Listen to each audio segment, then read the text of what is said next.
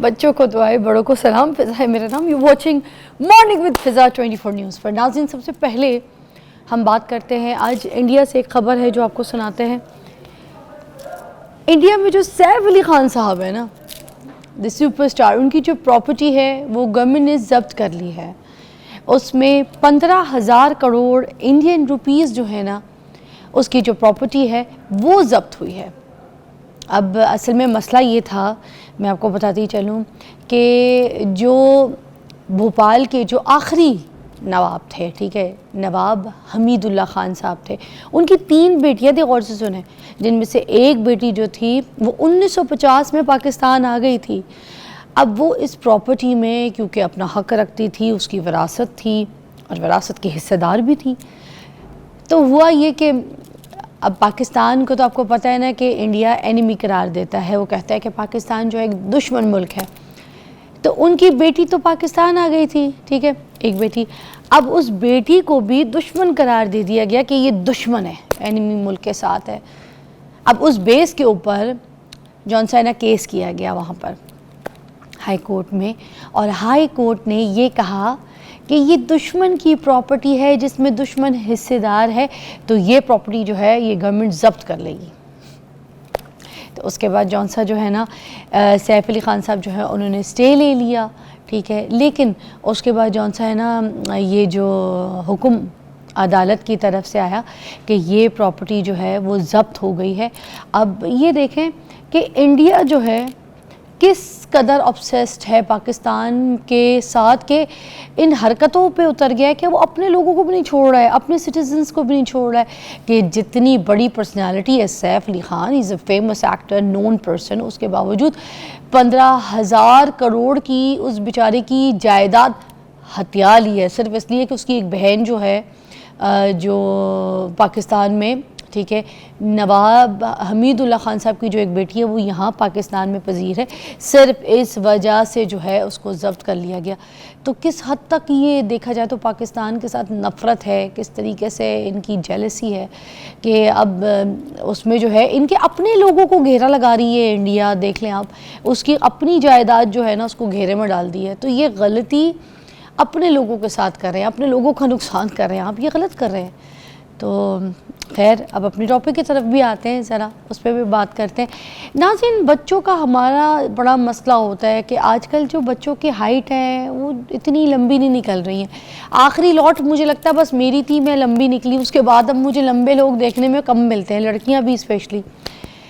इसमें क्या प्रॉब्लम है, क्या इशू है? क्या ये वाकई जो हम बात करते हैं ना, आखिरी पीढ़ी बस ये लंबी निकल गई, उसके बाद अब लंबे का दाना बंद हो गया, ये आखिरी इस संता के अंदर जो कद जो था वो देखे जा रहे, या फिर इस तरह की बात है कि कद जो है जेनेटिक होता है, या फिर कोई ऐसी ग़िज़ा हम लोग जो है बच्चों को नहीं खिला रहे, जिसमें हम कहते हैं ना हमने जिस्मानी ग़िज़ा टोटल जो है बच्चों को खिलानी है, जिसमें एक ग़िज़ा अगर हम बात करें कि हमारे सारे आर्गन्स में एक दिमाग की भी ग़िज़ा होती है, हमारे जैसे वो आर्गन्स जो अंदर हमारे होते हैं जो दिख नहीं रहे होते उनकी भी ग़िज़ा होती है। एक वो आर्गन, देखिए स्किन भी हमारी आर्गन है, वो जो बाहर दिख रही होती है उसकी भी ग़िज़ा होती है। उसी तरह जो हमारी हाइट बढ़ाने के लिए, हमारी ग्रोथ के लिए कोई ग़िज़ा होती है, क्या हम वो अपने बच्चों को नहीं खिला रहे? कुछ ऐसी चीज़ें हैं, या फिर प्रेगनेंसी के दौरान कोई ऐसी चीज़ें हमें खानी है, कोई ऐसे वाइटामिन्स जो है हमारे अंदर डेफिशिएंसी होती है कि जिसकी वजह से हम शायद हमारे बच्चे जो है ना कद का लंबा होना मुश्किल हो जाता है, या फिर बच्चों के हार्मोनल चेंजेस भी होते होंगे जिसकी वजह से कद का इश्यूज़ आता है। अब वो हार्मोन्स के क्या इश्यूज़ आते हैं जिसकी वजह से कद छोटे रह जाते हैं बच्चों के, इस पे आज जौन साहब बात करेंगे। हमारे साथ डॉक्टर मोहम्मद आलिम खान साहब मौजूद हैं जो हमें बताएंगे। आज चाइल्ड स्पेशलिस्ट हैं और स्पेशली बच्चों की ग्रोथ, उनके हार्मोन्स के हवाले से जो है ना सारी इन्फॉर्मेशन आज हमें देंगे। हमारे साथ मौजूद है। अस्सलाम वालेकुम। वालेकुम अस्सलाम। सर, कैसी तबीयत है? जी अल्हम्दुलिल्लाह। सर, ये बताइएगा सबसे पहले जो बच्चों का जो कद छोटा रह जाता है उसकी क्या वजूहात होती है? जी, जो बच्चों के जो कद है, क्योंकि आज ये बहुत कॉमन प्रॉब्लम है और आपने इसको डिस्कस करके its mass awareness, you spreading a lot of knowledge. और आपको मैं बताऊं सबके नॉलेज के लिए कि 40% of Pakistani children they are stunted. Stunted का मतलब ये होता है कि बच्चे की ग्रोथ और हाइट उतनी अच्छी ग्रो नहीं कर रही जो होनी चाहिए, और कम हो जो स्टैंडर्ड्स, जो WHO के स्टैंडर्ड्स हैं। जो हमारा नेशनल सर्वे हुआ है उसने बताया कि 40% of Pakistani children are stunted, which is one of the highest in the world. तो इसमें बहुत सारी वजूहात हैं। जो हम देखते हैं, क्योंकि as I specialise in paediatric endocrinology and growth, और मेरे पास सबसे कॉमन जो कंप्लेंट आती है वो बच्चों की हाइट के हवाले से ही है। अब ये हाइट जब बच्चा पैदा होता है उसके बाद हाइट रैपिडली ग्रो करती है। जो इनिशियल साल होते हैं बच्चे के, फर्स्ट ईयर ऑफ लाइफ जो आपका है वो सबसे रैपिड ग्रोथ का होता है पूरी आपकी लाइफ स्पैन में। एक इंट्रायूट्राइन होता है जो सबसे रैपिड होता है, उसके बाद पैदा होने के बाद जो पहला साल है, फिर सेकंड, फिर थर्ड, इस तरह जो first year of life, that's the most rapid growing age, जिसमें इंसान की सबसे ज़्यादा ग्रोथ होती है आफ्टर फीटल लाइफ। अच्छा, तो यानी पहले साल में बच्चा अगर पैदा होता है 2 से 3 किलो का होता है, then he triples his weight and height and he is about 10 kg at 1 year of age. तो इतनी रैपिड ग्रोथ होती है। अब इस एज में अगर पहले 3 सालों में आपने बच्चे की जो फैक्टर्स डिपेंड करते हैं, सबसे ज़्यादा जो हम कहते हैं एंडोक्राइन के डॉक्टर्स कि depends on the nutrition and thyroid hormone. These are the two one is nutrition and the other is the thyroid hormone which determines the height during this critical phase. उसके बाद दूसरा जो hormone होता है वो growth hormone होता है, जिसको हम कद बढ़ाने वाला हार्मोन कहते हैं। थर्ड रोल उसका आता है। तो सबसे जो इम्पॉर्टेंट चीज़ है वो है न्यूट्रिशन। और अनफॉर्चुनेटली क्योंकि हमारे यहाँ पेरेंट्स को पता नहीं होता कि आपको कौन सी बच्चे के लिए ग़िज़ा खिलानी चाहिए, मिथ्स इतने ज़्यादा फैले हुए हैं कि जो चीज़ें खिलानी चाहिए वो माँ बाप नहीं खिलाते and they turn towards junk, तो वो ज़्यादा चीज़ें खिलाई जाती हैं। इसकी वजह से बच्चों की न्यूट्रिशन कम होने की वजह से and sometimes we have hormonal problems which include thyroid and growth hormone, जिसकी वजह से बच्चों की हाइट जो है इनिशियली कम रह जाती है। अच्छा, आपने ये फरमाया है कि जो ग़िज़ाइयत है वो बहुत बड़ा रोल प्ले करती है, जिसकी वजह से जो है ना हाइट लोगों की रह जाती है। ये जो ग़िज़ाएँ हैं ये कौन कौन सी हैं जिसमें हम फोकस नहीं करते हैं, नज़रअंदाज कर देते हैं, और हम जिस टाइम पे बच्चों को देना है वो सारी ग़िज़ा उस वक्त नहीं देते? जी, बहुत अच्छा आपका सवाल है। एक्चुअली आप ग़िज़ा शुरू करें बर्थ से। अब मैं आपको थोड़ा सा ब्रीफली बताता हूँ। पहले 6 months of life the child should be exclusive breast feed, माँ का दूध पिलाना चाहिए। अनफॉर्चुनेटली हमारे यहाँ मोस्टली माएँ दूध नहीं पिला पाती है बच्चों को। अब उसके बहुत सारे फैक्टर्स, जैसे मेरे पास, मैं क्योंकि एज ए जनरल पीडियाट्रिशियन भी हूँ और पीडियाट्रिक एंडोक्राइनोलॉजिस्ट हूँ, मेरे पास जब आती है माएँ, जो मैंने फैक्टर देखे mostly they don't have the knowledge of the technique of how to breast feed.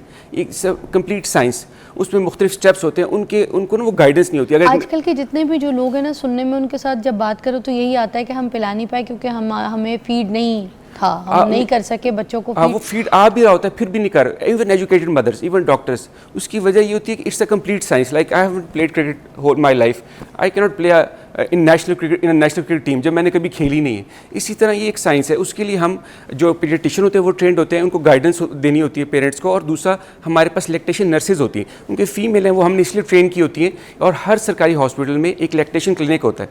जिस मदर को फीडिंग का प्रॉब्लम हो, like I worked in Mayo hospital, in children hospital, now working in general hospital, तो वहाँ पे lactation nurses हैं, वो mother को गाइड करती हैं, देखती हैं टेक्निक में। असल there is always a fault in the technique.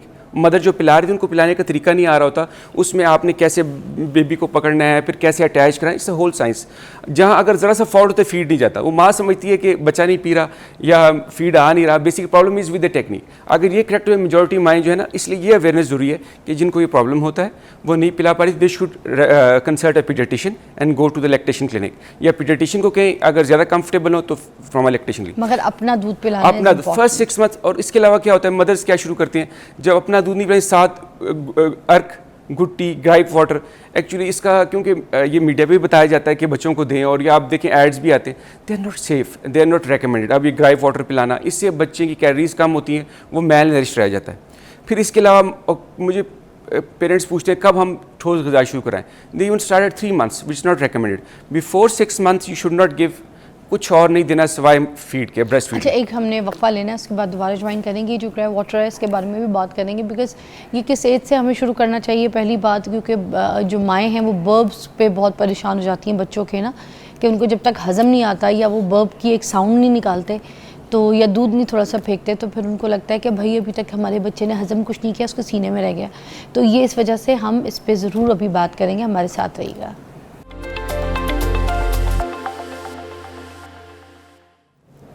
Okay, welcome back, you watching morning with Fiza. अच्छा, हम ग्रे वाटर के ऊपर बात करना चाह रहे थे कि हम बच्चों को खुले आम पिला रहे होते हैं, तो ये जो है ये सही है क्या, और किस एज से पिला सकते हैं बच्चों के गैस बर्प के लिए हम ग्रे वाटर का इस्तेमाल ऐसे? जी, ये बहुत सारे हर्बल प्रोडक्ट्स मार्केट में है, दे आर नॉट रिकमेंडेड। जैसा ग्राइप वाटर हो गया, मुख्तलिफ कंपनीज़ के मुख्तलिफ इस तरह की चीज़ें सोल्यूशंस हैं, they are not recommended. First 6 month life में इवन वाटर आपने नहीं देना बच्चे को, that can be dangerous for the child. यानी पानी का भी आप कहें कि पानी भी बच्चे को पिलाना फर्स्ट 6 मंथ ऑफ लाइफ में नहीं अलाउड। अगर आपको लगता है बच्चे को प्यास लग रही है तो आप उसको मदर फीड कराएं या फॉर्मूला फीड करा रहे हैं तो वो कराएं। तो first 6 month life exclusive breast feeding. तो पैदा होते के साथ ही जो गुट्टी चटाई जाती है, ये भी अगर आप डॉक्टर के हिसाब से कहें तो शहद, खास शहद के बारे में जो मेडिकल रिकमेंडेशन है कि फर्स्ट ईयर ऑफ लाइफ में नहीं देना। फर्स्ट ईयर ऑफ लाइफ में कहते हैं शहद ना दें, क्योंकि इससे कुछ जर्म्स होते हैं, उनको हम बॉटुलिज्म कहते हैं, वो होने का चांस होता है। तो फर्स्ट ईयर ऑफ लाइफ में कहते हैं शहद ना दें। तो गुट्टी तो थोड़ा सा ये होता है कि खालिश शहद हो तब भी, खालिश शहद हो तब भी आप ना, क्योंकि ये आपको प्रॉब्लम्स कर सकते हैं, इन्फेक्शन हो सकता है। In first 6 month of life में तो बिल्कुल ना दें। और जो वेस्ट जो डॉक्टरी, मुझे नहीं लगता आज तक कोई भी एक बच्चा ऐसा पैदा होगा जिसने शहद ना चखा हो। जी, ये अब उसकी वजह से हमें बहुत सारी प्रॉब्लम, जब बच्चों को चटाया जाता है उनको वॉमिटिंग शुरू होती है। मोस्टली बच्चों को फिर हमें एडमिट भी करना पड़ता है, उनका स्टमक वॉश करना पड़ता है, क्योंकि ये बच्चे के लिए रिकमेंडेड नहीं है, फिर वॉमिटिंग होती है बच्चे को। तो इतना प्रॉब्लम्स हमारे साथ होती हैं। तो अब जो रूरल एरिया से जो औरतें आती हैं वो तो आप लोग को बातें भी सुनाती होंगी, इसको क्या पता, कख नहीं पता होगा, 4 किताबें पढ़ के तो इसने ये बात कर दी, हमने 10 बच्चे पाले, हमें पता है हमारे बच्चे ने तो शहद चक्का है। यू आर वेरी राइट, ये बहुत मुश्किल है, क्योंकि जो मिथ्स इतनी कॉमन है। सर मुझे खुद चकाया गया था। जो दूसरा ये है कि ये चीज़ें कि आपने बच्चों को, आपने भी चक्का होगा सॉरी मैं आपको कट करके, आपने भी चक्का होगा, चक्का तो होगा। तो ये उसका डाइट जो न्यूट्रिशनिस्ट है, अब देखिए सबसे हाइट के लिए सबसे अच्छी न्यूट्रिशन होना ज़रूरी है। उसके बाद अगर एक बच्चे की न्यूट्रिशन अच्छी है, फिर हार्मोनल प्रॉब्लम्स आते हैं जो भी बड़े प्रेवलेंट है। बिकॉज और आपको जब आपको लगे कि हाइट बहुत ज़्यादा छोटी है, आपको लाजमी बच्चों के हार्मोन के डॉक्टर को दिखाना चाहिए कि वो देखे कोई हार्मोन्स में इशू तो नहीं है। मैं क्योंकि जो ग्रोथ का क्लिनिक करता हूँ, मेरे पास बहुत सारे बच्चे हैं जो हार्मोन्स के मसलों के साथ आते हैं। सर कौन कौन से हार्मोन्स के मसले अच्छा, होते जो हैं? आपके लिए सबसे पहले 3-4 ईयर लाइफ में जो सबसे इंपॉर्टेंट हार्मोन है वो थायराइड हार्मोन। अब होता ये कि थायराइड हार्मोन का टेस्ट जो है in the developed countries it's recommended कि हम हर बच्चे का 5वें डे ऑफ लाइफ पे कराएं। हमारे यहाँ ये स्क्रीनिंग नहीं होती, वहाँ किया जाता है। तो वो बर्थ यानी 5वें दिन first year week of life में वो पिक कर लेते हैं कि बच्चे को थायराइड हार्मोन का इशू नहीं है। हमारे यहाँ क्योंकि हमारा इतना ट्रेंड नहीं है, हम बाद में पता चलता है। जब बच्चा छोटा रहता है तो फिर हम हार्मोन्स के टेस्ट कराए तो हमें पता चलता है कि इसको थायराइड हार्मोन का मसला है। फिर इसके अलावा जो दूसरा हार्मोन है मेन जो ग्रोथ बढ़ा, इसको हम कहते हैं growth hormone. That's the most important hormone. जो इंसान की सारी ग्रोथ, हाइट जो बढ़ती है वो ग्रोथ हार्मोन पे बढ़ती है। अगर इसमें प्रॉब्लम हो तो फर्स्ट ईयर, शुरू में तो बच्चा नॉर्मल वेट का होगा, हाइट का होगा जब बर्थ पे होगा, लेकिन जब फर्स्ट ईयर ऑफ लाइफ तक जाता है तो उसकी हाइट बहुत छोटी रह जाती है। फिर जो और बढ़ता है तो और छोटी रह जाती है। अगर उसकी न्यूट्रिशन ठीक है तो फिर हम हार्मोन्स के साइड पे देखते हैं। फिर इनके हम मुख्तलिफ टेस्ट कराते हैं बच्चों के, जिससे हम डायग्नोज करते हैं कि इसको ग्रोथ हार्मोन की डेफिशिएंसी है या नहीं। फिर उसके हिसाब से इंजेक्शंस होते हैं, इसकी ट्रीटमेंट अवेलेबल है। अब अनफॉर्चुनेटली होता ये है कि पेरेंट्स को ये बताया जाता है कि आपका छोटा है आखिर एक दिन निकल आएगा, जिससे वो कहते हैं प्यूबर्टी में एक्सपर्ट आता है, तो वो टाइम मिस कर देते हैं। यानी हर साल जो आपकी हाइट ग्रो होनी है वो उसी साल होती है, अगले साल पिछली हाइट नहीं ग्रो होती। यानी जो अगर मेरी पहले साल एक हाइट छोटी रही है तो वो अगले साल ये वाली ग्रो नहीं होगी, सेकंड ईयर वाली ग्रो करेगी। तो इसी तरह फिर क्योंकि और रूटीन चेकअप नहीं, हमारे बच्चों का ट्रेंड नहीं है यहाँ पे। It's recommended that every child should have a growth assessment at least 6 monthly. हर 6 माह बाद एक चाइल्ड स्पेशलिस्ट को या ग्रोथ के डॉक्टर को आपको लाजमी दिखाना चाहिए, चाहे कोई इशू हो या ना हो।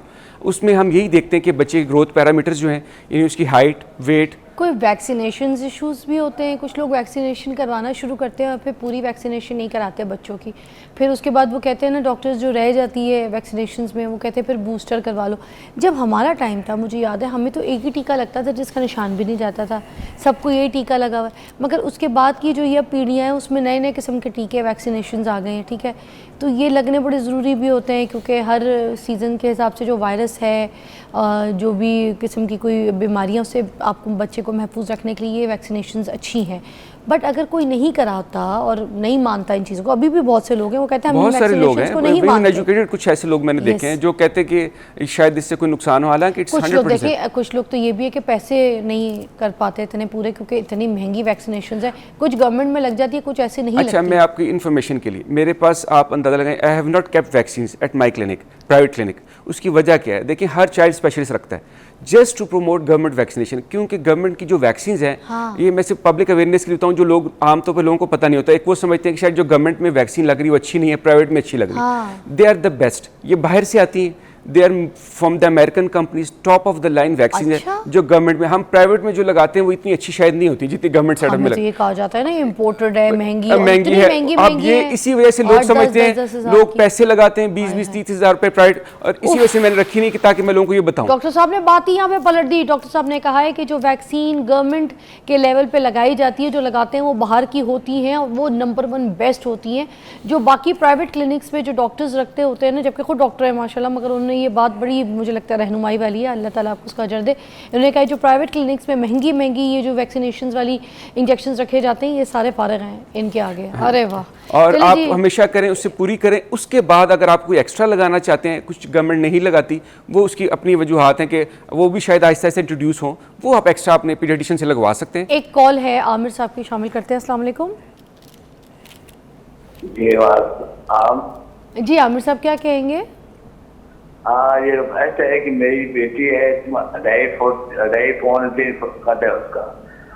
कितने साल की है? उम्र जो है 11 साल उम्र है उसकी। अच्छा। कद जो है उसका 2.5-3 फुट है। अक्कद 2.5-3 दिसंबर में ठीक है। अच्छा। खाती पीती भी है लेकिन लेट आपका ये चीज जरूर खाती है। अच्छा, लेट खाती है थोड़ा। ठीक है। अच्छा, अगर उसकी हाइट का इशू है, देखिए अब ये बड़ा अच्छा इनका सवाल है। 11 साल एज बहुत ज़्यादा हो गई, अब इसकी प्यूबर्टी खुदा ना खास्ता शुरू ना हो गई हो। हाँ। जब प्यूबर्टी शुरू होती है आपके पास ट्रीटमेंट का ना टाइम नहीं रहता उसके। मैं इसलिए पेरेंट्स को कहता हूँ कि आप अर्ली जो डॉक्टर को चेक कराएं। हमें इसको फ़ौरन चेक करना पड़ेगा कि बच्चे की प्यूबर्टी किस स्टेज पे है। अगर उसकी हाइट छोटी है उसके हमें टेस्ट करवाने पड़ेंगे। आमिर साहब कोई टेस्ट करवाए आपने?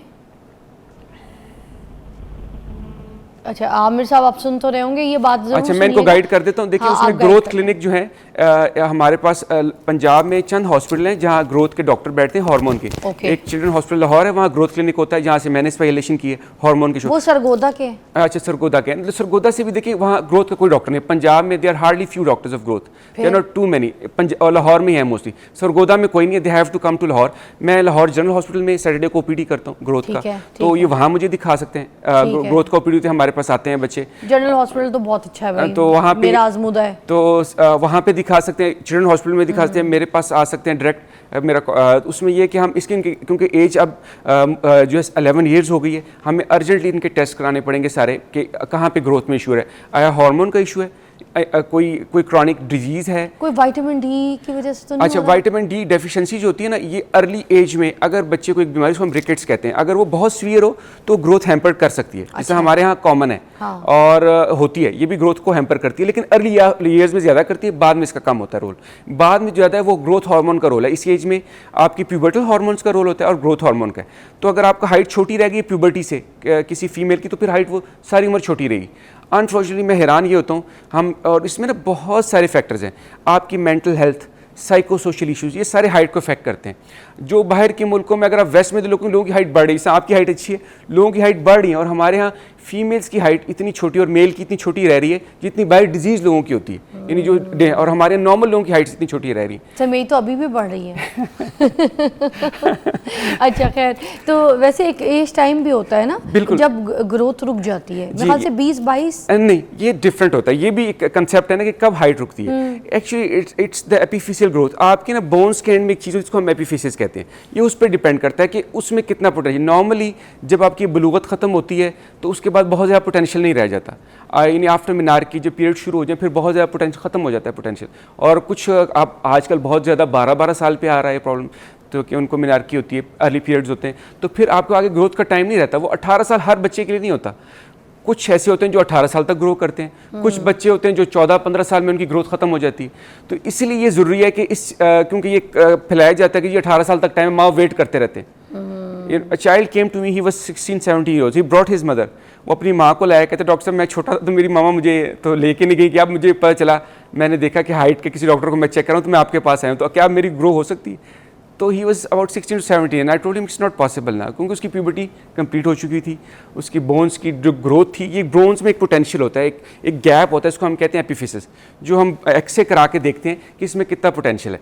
तो इस वेट में ना रहें कि अब 18 साल तक होंगे हम ग्रो कर जाएंगे, वो हर बच्चे का डिफरेंट होता है। तो इसलिए आप शुरू से ही करें। मतलब for example I have children, जो ऐसे भी बच्चे हैं जो आपको मैं बताऊँ कि हम कहते हैं ना ग्रोथ, जो 1-2 साल के हैं उनको हम ग्रोथ हार्मोन कद का टीका लगा रहे हैं, दे आर शॉर्ट हमें अर्ली, और उनके अपने पेरेंट्स भी मेडिकल प्रोफेशनल हैं। अच्छा, एक कॉल शामिल करते हैं। तारिक साहब की कॉल है। अस्सलाम वालेकुम।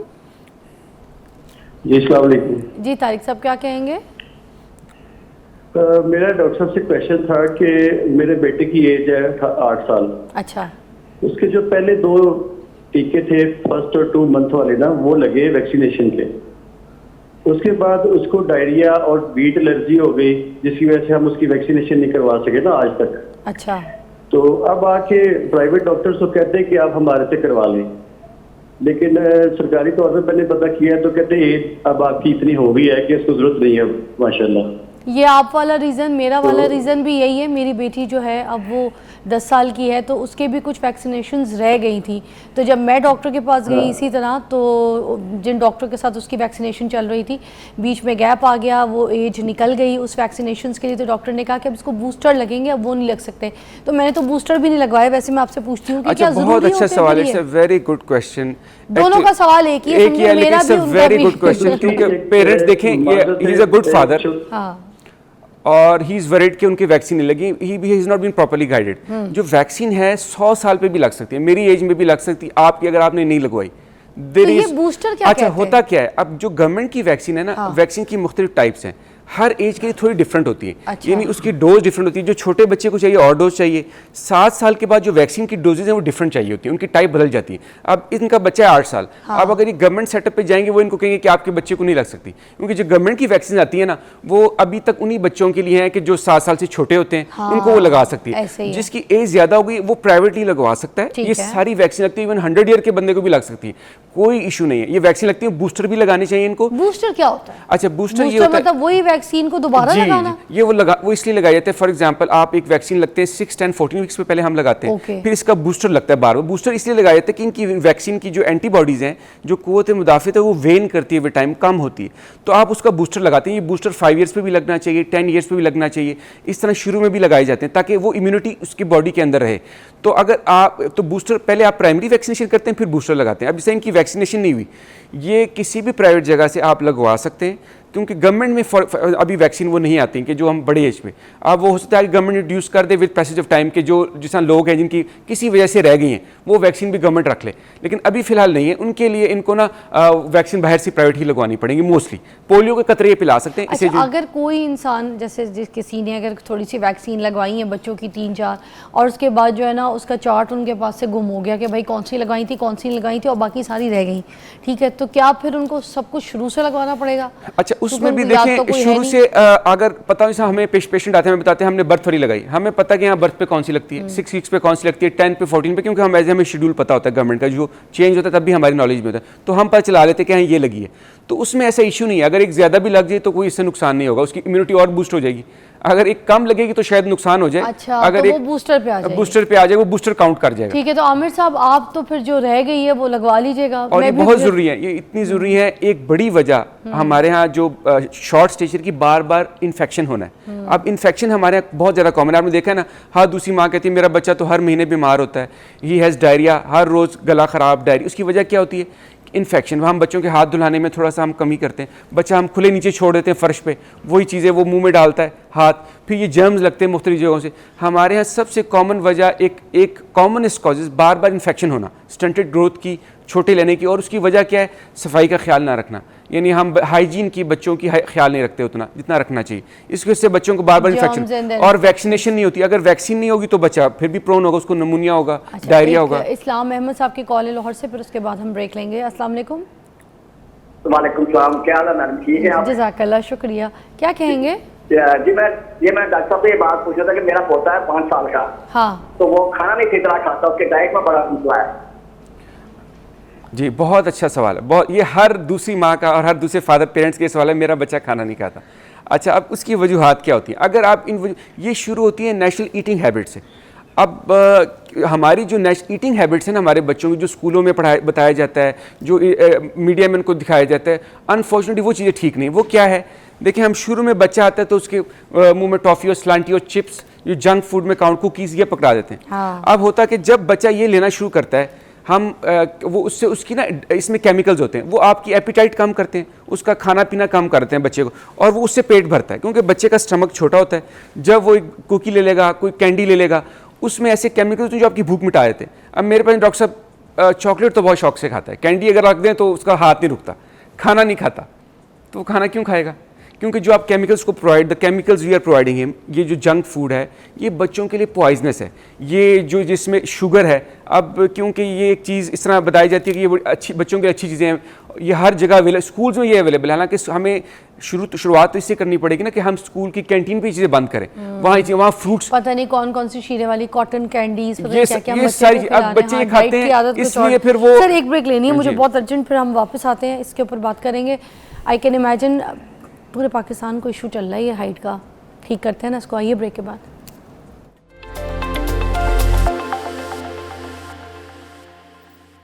ओके जी, welcome back, you watching morning with Fiza. नाज़रीन, इतनी इम्पॉर्टेंट इशू के ऊपर आज हम बात करें जिसमें हाइट का जो प्रॉब्लम चल रहा है बच्चों का, बच्चियों का, हम उसको डिस्कस करें कि हमसे क्या गलतियाँ हो जाती हैं। वैक्सीनेशंस का भी आज हमें पता चला है कि ये भी एक बहुत बड़ा रोल प्ले करता है, जिसमें जब आप जिस तरह से बच्चों को पाल रहे होते हैं, जिस तरह की डाइट दे रहे होते हैं, ठीक है, उसमें जो चीज़ें हमें इन्फेक्शन हो जाती हैं वो इस वजह से, क्योंकि जर्म्स बच्चों को बहुत जल्दी लग जाते हैं, क्योंकि हम ज़मीन पे छोड़ देते हैं, हम अपनी ऐसे स्टाफ के पास छोड़ देते हैं जिन्होंने हाथ नहीं धोया हुआ होता, या कपड़े उनके ऐसे होते हैं, या फिर कोई ऐसी चीज़ जिसमें साफ़ सुथरे अगर नहीं होते तो हम बच्चों को ऐसे। अच्छा, ये जो हम बच्चों को ज़मीन पे छोड़ते हैं, ये सवाल पहले मेरे ये बनता है, लोग कहते हैं ना ग्रोथ के लिए भी छोड़ें, तो क्या बच्चों को ज़मीन पे छोड़ना चाहिए? हम तो थोड़ी देर घुटनों के बल चलें तो हमारे तो घुटने रह जाएं। देखिए बच्चे के लिए फिजिकल एक्टिविटी बहुत ज़रूरी है, लेकिन देखिए उस बच्चे को जहाँ पे होना चाहिए वो जगह साफ़ होनी चाहिए। अगर आपने ज़मीन पर छोड़ना है तो उसको आप एक सैनिटाइज़र से साफ़ कर, डिटॉल की थपड़ी लगा दें, साफ़ करके बच्चे को, और उसके बार बार फ्रीक्वेंटली हैंड वॉश करें, या आप उसको बेड पर छोड़ दें साफ़, और फ्रीक्वेंट हैंड वॉशिंग होनी चाहिए। क्योंकि बच्चा जहाँ पर हाथ रखता है, जब 6 मंथ से ऊपर होता है, वो मुँह की तरफ हाथ लेके जाएगा, और यही उसको इन्फेक्शन कैच कराते हैं। उसका हाथ, अगर खाने से उसके पहले हाथ धुनाना मस्ट है। माँ का अपना हाथ धोना बहुत ज़रूरी है कि वो एंटीसेप्टिक सोप से या अच्छी तरह अपना हाथ धोए फूड प्रिपेयर करने से पहले, ताकि उसको इन्फेक्शन ना लगे। अगर फीडर है तो फीडर को अच्छी तरह बॉयल करें, और हर फीड अच्छे बॉयल करके दें। फीडर जो है, ये नहीं कि एक ही फीडर सारा दिन यूज़ हो रहा था। जो फ्रीक्वेंट इन्फेक्शंस हैं ये एक आपकी ग्रोथ को हैम्पर करते हैं और ग्रोथ बढ़ती है। मगर हम जो फर्श पे बच्चे को टहलने टूलने छोड़ देते हैं, अब वहीं से अगर ये जगह, ये फर्श, ये कितने जर्म्स है। यहाँ लोगों, हमारे यहाँ होता है ऐसे ही है कि वहाँ आप जूते लेके भी जा रहे हैं और बच्चे को भी वहाँ खुला छोड़ा हुआ है, वो ही नीचे वो हाथ रख रहे हैं, वही उसके अंदर जा रहे हैं। इससे बच्चों में इन्फेक्शन बहुत कॉमन होता है, बीमार ज़्यादा होते हैं, साथ उनमें वर्म इन्फेस्टेशन होती है। वर्म इन्फेस्टेशन अब बच्चों की ग्रोथ रुक लेती है, उनमें आयरन डेफिशिएंसी करता है, बच्चों को एनीमिया हो जाता है, खून की कमी वाक़ हो जाती है, और बच्चे की ग्रोथ नहीं होती। इसलिए हम बार बार डीवर्म भी बच्चों को करते हैं कि हम 6 मंथली डीवर्म करें अगर आपको लग रहा है बच्चे की ग्रोथ नहीं हो रही। एक कॉल है आफ्ताब साहब की, शामिल करता है। अस्सलाम वालेकुम। वालेकुम अस्सलाम। जी, क्या बहुत अच्छा टॉपिक है, डॉक्टर साहब माशाल्लाह बहुत एफिशिएंटली रिप्लाई कर रहे हैं, इससे इनकी काबिलियत का अंदाजा होता है जी। वैसे मेरा ये है कि जो बच्चों को टॉन्सिल्स रहते हैं अक्सर वो उनकी ग्रोथ इसलिए रुकी रहती है। नंबर दूसरा क्वेश्चन ये है कि जनरली वो बता दें कि जो हम किसी डॉक्टर को कंसल्ट किए बगैर पहले ही टेस्ट करवा लें, वो एक तरतीब से बता दें कि विटामिन डी का और कोई हार्मोन के टेस्ट वगैरह वो अगर बता दें तो फिर हम डायरेक्ट पहले वो करवा लें। और तीसरा ये कि डॉक्टर साहब के क्लिनिक का कोई एड्रेस वगैरह दे दें, क्योंकि हम डॉक्टर साहब के रिप्लाई से बड़े सेटिस्फाई हैं कि ये बड़े एफिशिएंट हैं। हमने चेक करवाना हो तो अगर ये लाहौर में है तो इनके क्लिनिक का भी एड्रेस लाहौर में ही है, हम आपकी रहनुमाई के लिए बताते हैं। आप कहाँ होते हैं? मेमोरियल हॉस्पिटल लाहौर में। मैं सायरा मेमोरियल हॉस्पिटल है मॉलटाउन में, वहाँ दिन को 3 से 5 प्रैक्टिस करता हूँ। दूसरा मेरा अपना क्लिनिक है मजांग में, लाहौर स्टूडेंट क्लिनिक के नाम से, वो भी ऑनलाइन गूगल पे है। थर्ड में सब पेशेंट्स को ये कहता हूँ, देखिए कोई नंबर भी जिस पे डायरेक्ट अपॉइंटमेंट आपका ले सकें? मेरा नंबर ऑनलाइन भी है और वैसे मेरा नंबर है 0333 457 4532। और थर्ड मैं ये कहता हूँ, मेरे पास प्राइवेट भी पेशेंट आते हैं। देखिए हमारे यहाँ मेजॉरिटी लोग अफोर्डिंग नहीं होते, मैं उनको ये कहता हूँ वो मुझे गवर्नमेंट सेटअप में दिखाएं, कोई इशू नहीं। मैं गवर्नमेंट सेटअप में होता हूँ लाहौर जनरल हॉस्पिटल में, वहाँ पीट्स सबसे अच्छा अस्पताल है। मैं तो बार-बार वहाँ मैं पीट्स एंडोक्राइन हार्मोन की और ग्रोथ की ओपीडी करता हूँ एवरी सैटरडे, और 75 नंबर रूम है ओपीडी का। तो ये कोई ज़रूरी नहीं है, आप चाहे अफोर्डिंग हो नॉन, आप मुझे वहाँ पर भी दिखा सकते हैं, क्योंकि मेजॉरिटी हमारे लोग अफोर्डिंग नहीं। मैं उनको खुद कहता हूँ कि आप मुझे गवर्नमेंट सेटअप में दिखाएं, और वहाँ पर भी हम इस तरह ही देखते हैं जैसे प्राइवेट में देखते हैं, ताकि उनमें टेस्ट वगैरह, अगर कोई कहता नहीं मैंने प्राइवेट अपने कंफर्ट के लिहाज से दिखाना चाहे वो और बात है, तो तीनों में ऑप्शन दे रहा हूँ। मुझे जो वहाँ दिखाना चाहे, जो टेस्ट हैं बेसलाइन, एक CBC लाजमी करा लें, CBC का टेस्ट होना चाहिए। इसके अलावा देखिए वो ना टेस्ट होते हैं बच्चे की असेसमेंट के हवाले से। मेरे पास बच्चे आते हैं कि कद छोटा है, हम देखते हैं मेजॉरिटी में इशू होता है खुराक का, तो हम उसको एड्रेस करते हैं। हम टेस्ट बहुत ज़्यादा टेस्ट नहीं कराते। हमें जब बच्चा बहुत छोटा तो टेस्ट वैसे मुश्किल से मुश्किल होता है, तो आप टेस्ट की बजाय पहले चेकअप कराएं। उसके लिहाज से हम टेस्ट टेलर करते हैं, क्योंकि अब जैसे हम विटामिन डी का उनका टेस्ट बहुत एक्सपेंसिव है, हमारे विटामिन डी का टेस्ट हज़ारों में, आप क्यों एक इतना महंगा टेस्ट कराएं? उसकी बजाय हम देख लेते हैं वैसे कि उसमें साइन सिम्टम्स आ रहे हैं विटामिन डी की डेफिशिएंसी के, तो ये हम टेस्ट कराते हैं। वैसे हम उसको रूटीन में उसके न्यूट्रिएंट्स दे देते हैं, उससे वो कमी पूरी हो जाती है। तो बेहतर होता है पहले आप डॉक्टर से असेसमेंट कराएं, उसके बाद टेस्टों की तरफ जाएं, वो देखता है कि कौन कहाँ पे इशू है। अच्छा, ये जो बच्चों की ग्रोथ के साथ साथ बच्चों के हेयर फॉल हो रहे होते हैं, कुछ ऐसे बच्चे होते हैं जिनके बाल नहीं निकल रहे होते हैं, आपने देखा होगा बहुत लेट निकलते हैं, तो क्या इसका भी ग्रोथ के साथ ही कोई ताल्लुक है? ये न्यूट्रिशन के साथ बिल्कुल ऐसे है। देखिए, ये सारे माइक्रो आयरन, जिंक, ये सारे आपको फॉलिक, ये सब चाहिए होते हैं आपकी प्रोटीन या आपकी बालों की ग्रोथ के लिए। जो बच्चे मेल नरिश में होते हैं या स्टंटेड होते हैं, जिनकी ग्रोथ सही नहीं होती, जिनमें कमी होती है, वो अपनी क्योंकि वो बैलेंस डाइट नहीं ले रहे होते, जिसकी वजह से उनमें माइक्रो न्यूट्रिएंट्स और मैक्रो न्यूट्रिएंट्स की कमी होती है, उससे आपके बाल ख़राब होते हैं, ग्रोथ नहीं करेंगे, गिरेंगे बहुत ज़्यादा।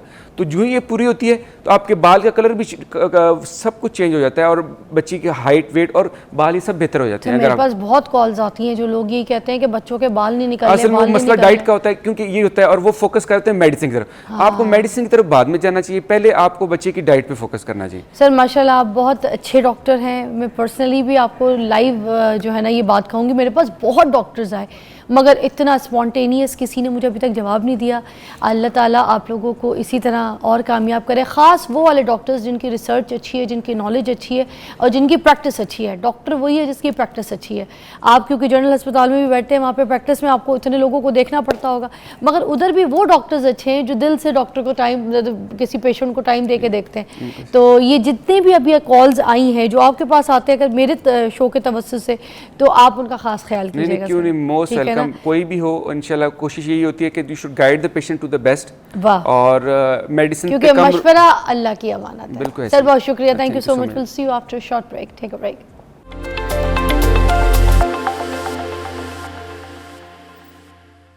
Welcome back, you watching morning with Fiza.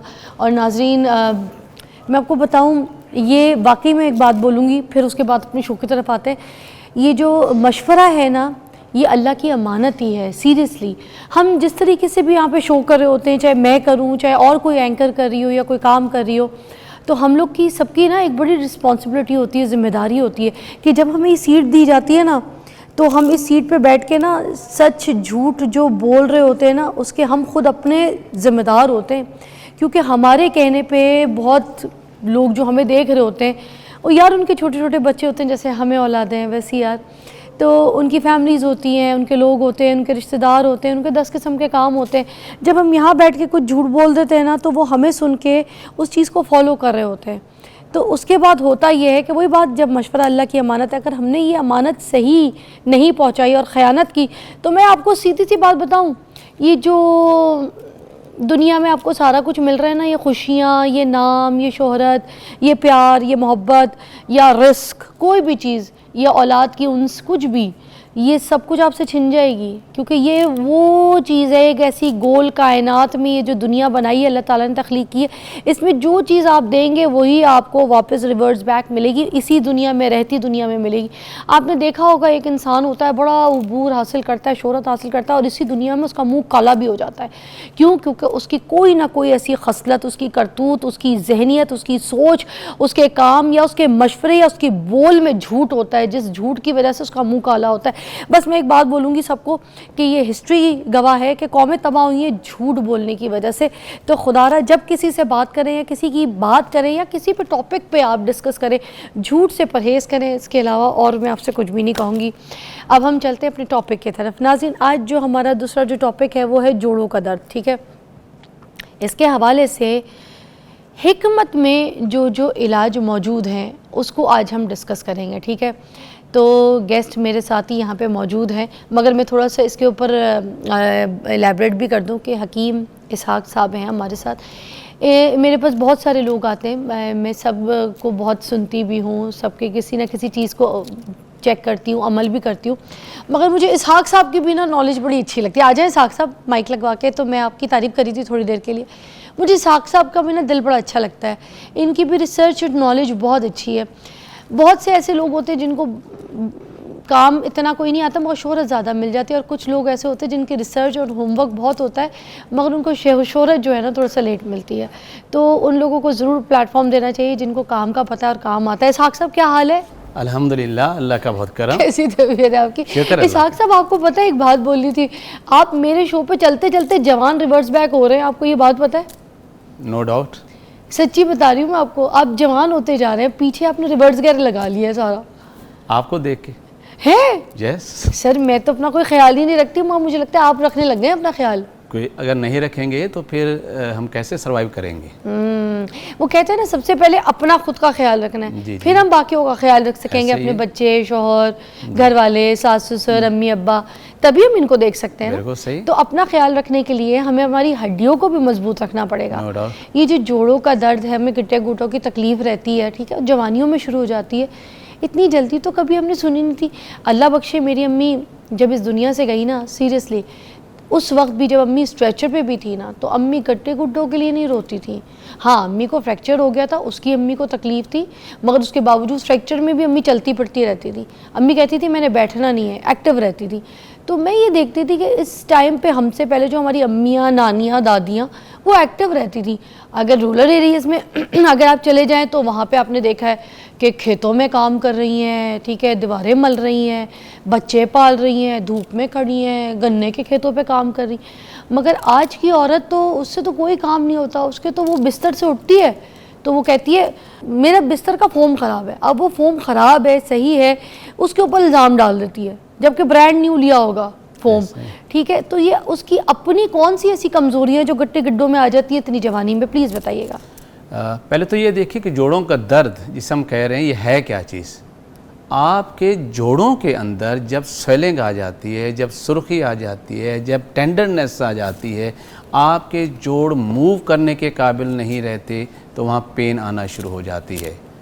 और बेसिकली ये पहले तो ओल्ड एज प्रॉब्लम थी ना, आज क्या हो रहा है, 16 साल से कम उम्र के बच्चे जो हैं वो भी इस मर्ज़ में मुब्तला हो चुके हैं। तो इसकी बहुत सारी वजूहात बनती हैं। अगर हम इसकी वजूहात में देखें तो तिब ने बड़ा ही इसका क्लियर कट एक काज भी बताया और इसका परफेक्ट ट्रीटमेंट भी बता दिया। उन्होंने क्या कहा कि जब भी जिस्म के अंदर खुश्की बढ़ जाएगी, तेज़ाबियत बढ़ जाएगी तो आपको जोड़ों का दर्द होगा। अब ये खुश्की और तेज़ाबियत क्या होती है जी? ऐसी ग़िज़ाएँ जिनके अंदर बाय प्रोडक्ट पे यूरिक एसिड ज़्यादा बन रहा हो और जिसके अंदर प्योरिन मादा ज़्यादा मौजूद हो। तो ये किन ग़िज़ाओं में होता है? गोश्त के अंदर होता है, दालों के अंदर होता है। अब ज़हरे हमारा बच्चा ज़रा होश संभालता है तो फास्ट फूड्स की तरह लपक पड़ता है और घर के अंदर भी उसे यही दिया जा रहा होता है। नतीजा क्या होगा कि उसके खून में तेज़ाबी मादे बढ़ना शुरू हो जाएंगे। ऐसे उनके जब वो गोश्त खाएंगे, ज़्यादा लेंगे तो उनकी बॉडी में बाय प्रोडक्ट के तौर पे क्या होगा, यूरिक एसिड ज़्यादा बनेगा।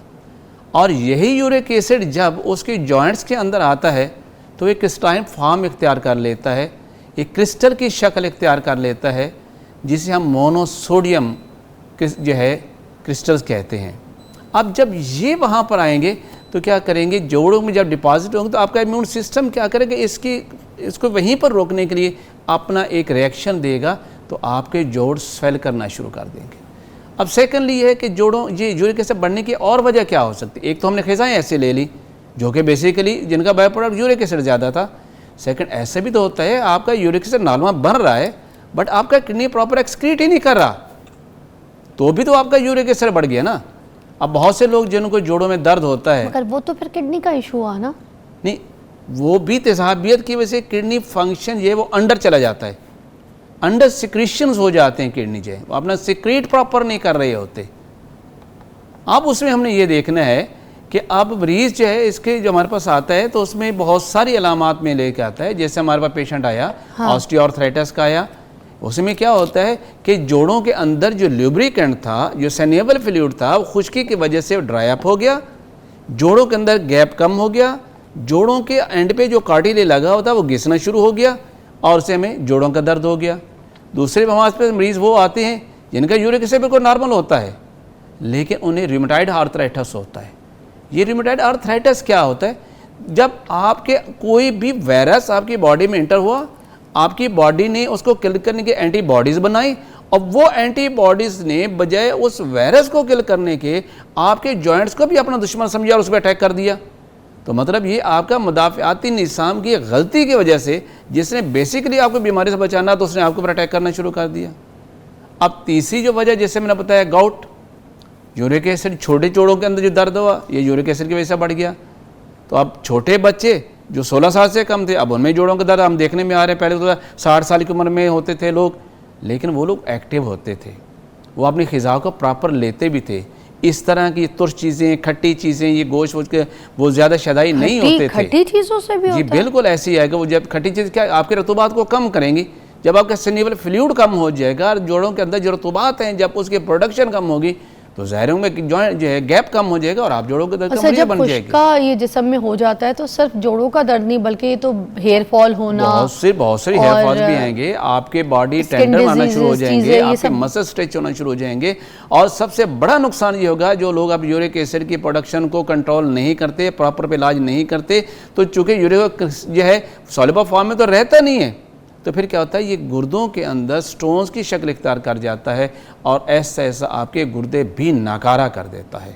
यानी ये जोड़ों का दर्द सिर्फ ये नहीं है कि जोड़ों को लेकर बैठता है, ये आपके गुर्दों को भी मुतासर करता है सर, ये और इतना आपके danger cause दिल के करता है। वाल्व्स को मुतासर भी करता है और उस वक्त आपको जो है रूमेटिक हार्ट डिजीज़ भी हो जाती है। इतनी सी चीज़ को जी, लेकर इतनी ये बात मामू- इतनी बढ़ जाती है। जी बिल्कुल, इतनी मामूली सी चीज़ को। तो सर हमने एहतियात जो करनी है वो क्या क्या है पहले बता दें, फिर उसके बाद हम मेडिसिन की तरफ आएंगे। एहतियात ठीक है? तो जैसे- मगर मुझे एक ब्रेक चाहिए, ब्रेक के बाद हम इसको एलैबोरेट करेंगे। आप कॉल्स भी कर सकते हैं, आप सवाल पूछ सकते हैं। हमारे साथ ज़बरदस्त हकीम साहब मौजूद हैं, साक साहब हैं, और वो आपके सवालों का जवाब भी देंगे। Take a break. ओके जी, वेलकम बैक। और हम जोड़ों के दर्द के ऊपर बात कर रहे थे, तो अब हम दवा भी पूछेंगे क्योंकि हल ज़रूरी है। अब इस तकलीफ़ का क्या इलाज है, क्या बताएंगे आप कि किस तरीके से हम कौन सी दवाइयाँ जो है घर में बना सकते हैं जो कि हर्बल भी हो, कोई साइड इफ़ेक्ट ना हो और हमारे जोड़ों के दर्द में आराम आ जाए। जी, इसका जब हम जोड़ों के दर्द की बात करते हैं, उनके इलाज की, तो मैं जो कम अज़ कम अपने पेशेंट को ट्रीटमेंट देता हूँ, मैं एग्जैक्टली वही यहाँ पर भी आपके सामने भी और लोगों को बताने जा रहा हूँ। वही अज़ा जो मैं ख़ुद बना के पेशेंट को देता हूँ, ऐसे अज़ा जो आपके बहुत सादा से होते हैं, आराम से बाज़ार से मिल भी जाते हैं।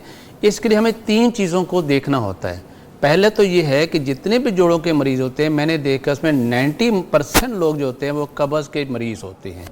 उनका प्रॉपर तौर पे डेली स्टूल पास नहीं होता। जब स्टूल पास प्रॉपर नहीं होगा तो उसकी वजह से उनकी बॉडी थकावट का शिकार रहेगी, स्टिफनेस का शिकार, आराम फील करेंगे।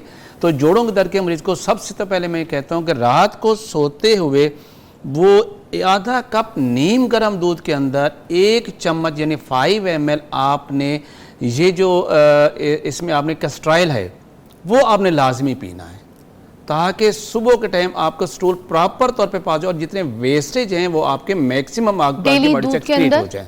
जी, नीम गर्म दूध आधा कप हो और 5 ml ये 1 खाने वाला चम्मच ये आप उसमें ऐड करें और नीम गर्म आपने रात को पी लेना है। सर वेट भी कम रहेगा, पेट भी साफ रहेगा। साफ। और अच्छा, इसमें एक और चीज़ पूछना चाहूँगी कि कुछ लोग ये भी कहते हैं कि ऑलिव ऑयल का 1 चम्मच ऐसे भी पी सकते हैं या नीम गर्म पानी में पी लो, या फिर बादाम का तेल भी कहते हैं कि पेट की ड्राइनेस के लिए अच्छा होता है, नॉर्मली रोज़ पी लें।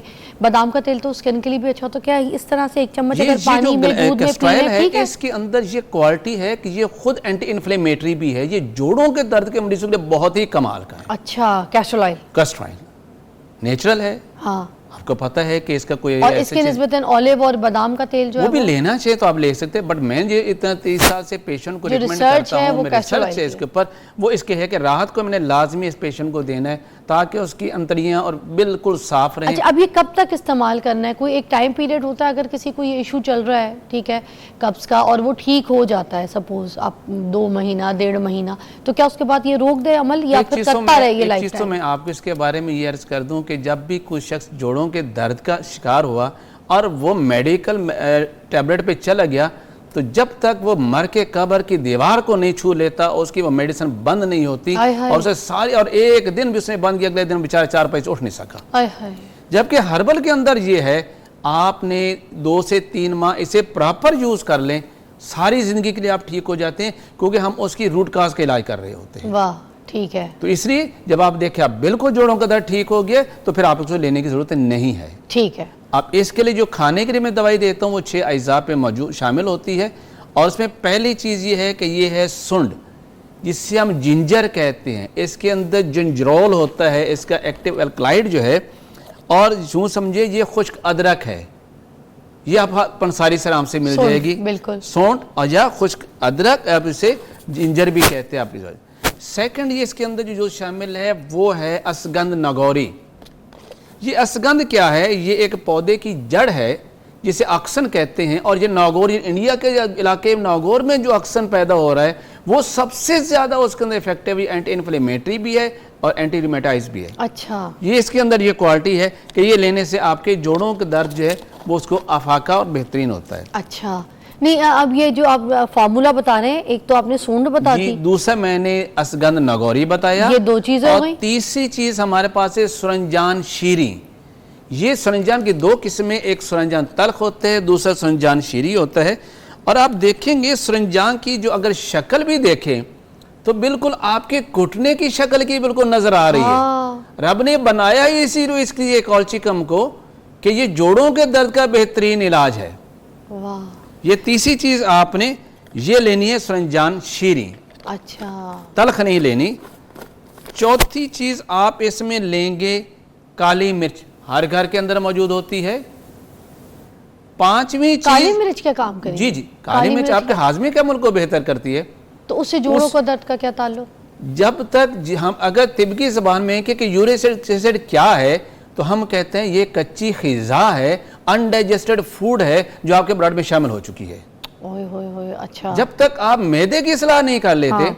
मैदे को आप ठीक नहीं कर लेते, उसका डाइजेशन इंप्रूव नहीं कर देते, आपकी यूरिक एसिड प्रोडक्शन ठीक हो ही नहीं सकती। ठीक है, इसलिए ये हमने इसको शामिल किया। 4 चीजें हो गई सर अभी तक। पांचवी चीज मैंने इसके अंदर शामिल की है अजवैन।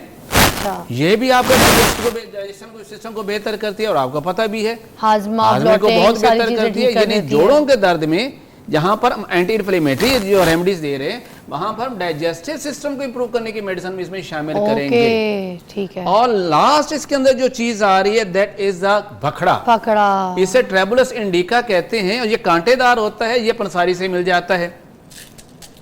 इसका फंक्शन क्या है? ये ड्यूरेटिक है, ये पेशाब आवर है, ये आपके किडनी के फंक्शन को जो अंडर फंक्शन चला गया था उसको एनहांस कर देगा, और आपका यूरिक एसिड स्पीड से खारिज होना शुरू हो जाएगा। सही, तो पथरी के लिए भी बड़ा अच्छा होता है ये ना? पथरी भी तो यूरिक एसिड की बनती है, मैंने पहले भी बताया ना जी। तो ये यूरिक एसिड की पथरी का बेहतरीन चीज है। यानी मैंने आपको 6 चीजें बताई। पहले मैंने बताया सुन, असगंध, सरंजान शीरी, काली मिर्च, इसके अलावा अजवाइन देसी और बखड़ा। ये 4 चीजें बराबर वजन में 50-50 ग्राम आप लेके इनको पाउडर करके इनको मिक्स कर लीजिएगा, तो आपके पास इस कलर का ये कंपाउंड तैयार हो जाएगा। ठीक है। और सेकंड ये बताऊं कि जितने हम सारी जिंदगी महंगी अद्वियात इस्तेमाल करते हैं, आप ये मेडिसिन बनाएं, आपको पर डे एक सब 30 रुपए पर डे हिसाब से दवाई बन जाती है। और सर इसका क्या हमने किस तरह से इस्तेमाल करना इन है? सब को अलग अलग पाउडर करना है, छानी से छान लें और मिक्स कर लें, तो आपके पास इस कलर का ये पाउडर तैयार हो जाएगा। ये मैं आपको बता, फिर इसको कैसे खाना है? ये आधी चम्मच इतनी सी मिकदार में ठीक है, पानी के साथ, जी पानी के साथ इस्तेमाल कीजिएगा। बिस्मिल्लाहिर्रहमानिर्रहीम। अच्छा जी, आधा चम्मच देख लें, इतना कोई दिया है इन्होंने, कोई फुल आधा भी नहीं, half tea spoon, half tea spoon इस तरह से। ठीक है, अब इसको ऐसे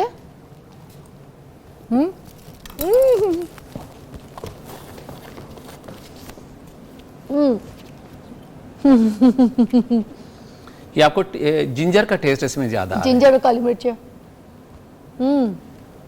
और ये कोई कड़वा नहीं है, बिल्कुल बेज़ायका सा है, बस हल्का सा काली मिर्च और जिंजर की मिर्च लग रही है। उसने अपने जड़ दें। एक कॉल है सबा की, वो भी शामिल करते हैं। चले जी, जब मैं आपके सामने खा सकती हूँ तो ये चीज़ें आप भी बना के खा सकते हैं। इसका मतलब यही चीज़ें जो है ना, हर्बल चीज़ें, यही चीज़ें आपको बचाएंगी, यही आपका इलाज है। सबा जी कैसी है? अस्सलाम वालेकुम। वालेकुम अस्सलाम, अस्सलाम वालेकुम जी, क्या कहेंगी सबा? बहुत अच्छा प्रोग्राम आपकी टीम और आप पेश करती हैं, लेकिन अक्सर कॉल नहीं मिल पाती, आज मिल गई, ये अच्छा, शुक्रिया। अच्छा, मुझे पूछा था, मेरे भाई हैं आरिज़म, अच्छा, जो मंगोल टाइप में होते हैं, अच्छा, एक जैसे, तो उनकी पता नहीं क्या होता है कि उनका पाँव ना खुद से ही स्वेलिंग करने लग जाता है, मतलब 1 माह में, 1.5 माह में, किसी भी टाइम का कोई लिमिट नहीं है, और उसमें इतनी शदीद पेन होती है, बेचारे उठ नहीं सकते। पेन किलर देते हैं तो उन्हें हमें देनी नहीं है ज्यादा, फिर पेन रिलीफ के लिए इंजेक्शन भी उन्हें मना किया हुआ है। ऐसा क्या इशू है, क्या हम उनको कोई होम रेमेडी बना के दे सकते हैं? अच्छा ये पहले बता दें कुछ चीज़ें, मेन में उनको शुगर तो नहीं है? नहीं, शुगर बीपी का कोई नहीं, बल्कि बीपी उनका बहुत लो रहता है, हार्ट बीट बहुत कम रहती है। ओके, और उनका क्या कहते हैं यूरिक एसिड वाला कोई इशू है? यूरिक एसिड होता है, लेकिन हम उन्हें मेडिसिन या जैसे इन्होंने होम रेमेडी बनाई हुई है, ये हमने देनी होती है 4 चम्मच कभी कभी। क्या होम रेमेडी बनाई है आप? वो रेमेडी भी बता दें, क्योंकि उन्होंने जो इलाज तजवीज़ करने हैं आपको पहले वो देख लें कि वो क्या खा रहे हैं, क्या खाते हैं। क्योंकि उनके ऐसे बच्चों को ना हम लोग होम रेमेडी जो किसी की बताई हुई होती है ना, जैसे कि हम इनसे मशवरा कर रहे हैं उसके मुताबिक ही हम एडवाइस करेंगे, तो वो मैं ज्यादा नहीं देती, लेकिन वो एक मेडिसिन है गोल यूरप, तो वो मैं दे देती हूँ उसको 1 हफ्ते में। तो एलोपैथिक मेडिसिन है, हाँ अमेरिकन भी होती है और ऐसी भी होती है, लोग मोस्टली वो इस्तेमाल कर रहे थे। अच्छा और एज बता दें, एज बता दें। एज उनकी है 27-8 ऐसे ही है।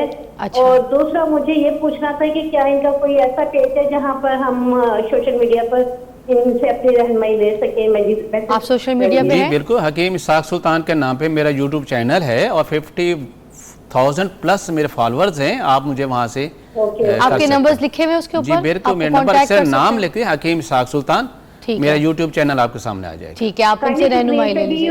स्क्रीन पे भी कर दें। और दूसरा ये कि मैं सीधा ये कहना चाह रही हूँ कि जैसे भी कोई होम रेमेडी आती है ना, कोई भी आपको बताता है, थोड़ा सा एक साइड पे स्क्रीन पे अगर उसका लिख के दे दिया जाए तो ये भी बहुत अच्छा हो जाएगा। Good idea, I like it girl, very nice. Thank you.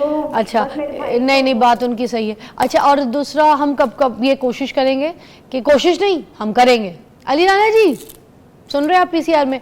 अच्छा अब ये हम करेंगे कि जो फॉर्मुलेशन यहाँ पे हमारे पास तैयार हो रही होती है हम वो पूछ लेंगे पहले इसहाक साहब आपसे, तो उसके बाद हम साइड पे एक चार्ट बना के ना उसकी वो पूरी लिस्ट जो है ना बना के, ताकि वो कोई स्क्रीनशॉट लेना चाहता है तो ले लेगा, बिल्कुल ताकि उन तक वो भूले ना। ये बात अच्छी है। आते ही इसलिए हैं ताकि लोगों को नेचर की तरफ लाएं और अपना इतना 30 साल का एक्सपीरियंस लोगों में शेयर करें, भाई ये आप यूज करें और आपको डेफिनेट रिजल्ट मिलेंगे, आपने एक्सपेरिमेंट नहीं करना ऐसे। अच्छा सर ये तो मैं लेके जाऊंगी ना जी, ये तो मैं लेके जाऊंगी। अब इसका इलाज बता दे बच्ची का, ये मैं लेके जाऊंगी। अच्छा मुझे कोई इशू नहीं है मगर मैं फिर भी इस्तेमाल कर सकती हूँ।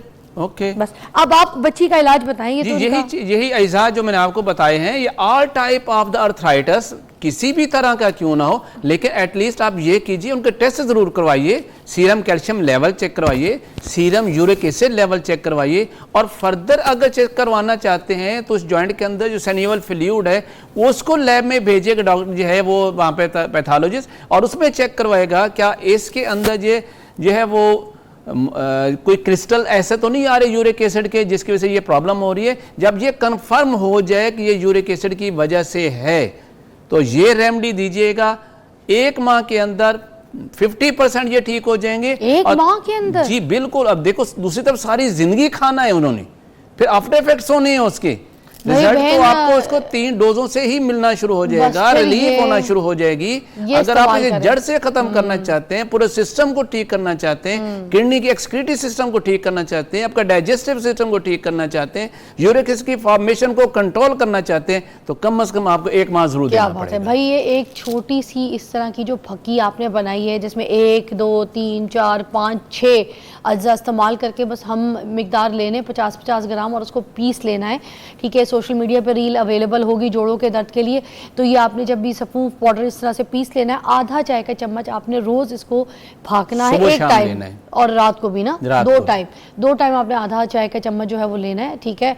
और ये वाकई बहुत अच्छी है, ये इससे आपके एक से वो कहते हैं ना 3-4 शिकार हो रहे हैं, जिसमें देख लें आपका हाजमा ठीक हो रहा है, आपकी ब्लोटिंग ठीक हो रही है, आपका पेट ठीक हो रहा है, आपका कब्ज ठीक हो रहा है, आपकी जो घुटनों के जोड़ों की दर्द है वो ठीक हो रही है, आपकी हड्डियां मजबूत हो रही है, आपकी किडनी फंक्शन ठीक हो रहा है, ठीक है। आपकी पथरी वाले जो इश्यूज हैं वो भी, क्योंकि इसके अंदर बखड़ा भी है, बहुत सारी चीज़, तो ये सारी चीज़ों का जुज़ है। प्लीज़ अपनी हड्डियों को मजबूत रखिए। अगर आपकी हड्डियां काम नहीं करेंगी तो आपका दिमाग भी काम नहीं करेगा।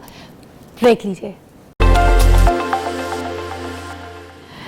अच्छा जी, welcome back you watching morning with Fiza. हम जोड़ों के दर्द के ऊपर बात कर रहे हैं, उसका इलाज भी पूछ रहे हैं। अच्छा, कलौंजी का तेल, जैतून का तेल, ठीक है, ऑलिव ऑयल वगैरह इस तरह से कहते हैं गर्म करके मलो, मसाज करो, थोड़ी मसाज से ब्लड सर्कुलेशन होती है, उससे भी घुटनों का दर्द, ये जोड़ों में हड्डियों में थोड़ी सी मजबूती आती है।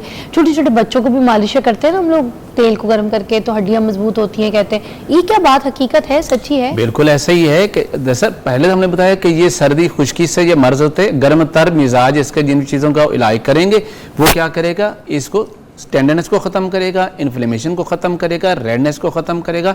लेकिन मैं आज आपको इंतहाई सिंपल ऑयल बता रहा हूँ जो घर में बनाया जा सकता है और उसका इतना अच्छे रिजल्ट हैं आप इमेजिन नहीं कर सकते। किसी को सर्वाइकल स्पॉन्डिलाइटिस हो, किसी के गर्दन जो है, हाँ सर्वाइकल गर्दन मोबाइल की वजह से, हाँ किसी को कमर के अंदर बस के स्टिफनेस की वजह से दर्द आ गया हो, किसी को शाटिका स्टार्ट हो गई हो, किसी को जोड़ों का, किसी को चोट लगने की वजह से वो जगह स्वेल करे और दर्द हो रहा हो, और किसी को लकवा और फालेज हो जाए, तो भी ये ऑयल उनके लिए इफेक्टिव है और वेरी सिंपल है।